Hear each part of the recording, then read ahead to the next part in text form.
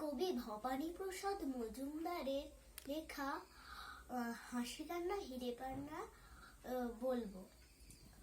পড়ার সময় হঠাৎ খোকা বইটা বুকে ধরে, হা হা হো হো হি হি করে উঠলো হেসে জোরে।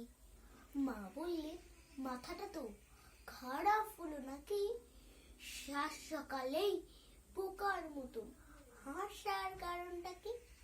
বললে, খোকা মোটেও বোকা নই গো আমি, মা গো কারণটা না বুঝে মেছে আমার উপর রাগো।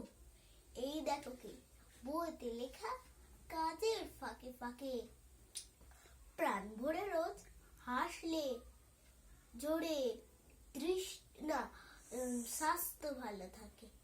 পাশের ঘরে হঠাৎ কুকু দু চার পাতা পড়ে, ভেউ ভেউ ভেউ ভেউ ভেউ ভেউ উঠলো কেঁদেই চড়ে। মা বললেন, হায় হায় হায় তোর কি হলো আবার? লাগলে খেতে আয় খাবে আয়, তৈরি আছে খাবার। রেগে খুকু বললে আমায়, ভাবছো পেটু ঘুমে কাঁদার কারণ শুনবে নাকি? এই দেখো চোখ চেয়ে এই লেখাটা পড়লে কারণ বুঝবে। হাড়ে হাড়ে প্রাণ খুলে রোজ কাঁদলে চোখের দৃষ্টি শক্তি বাড়ে। নমস্কার।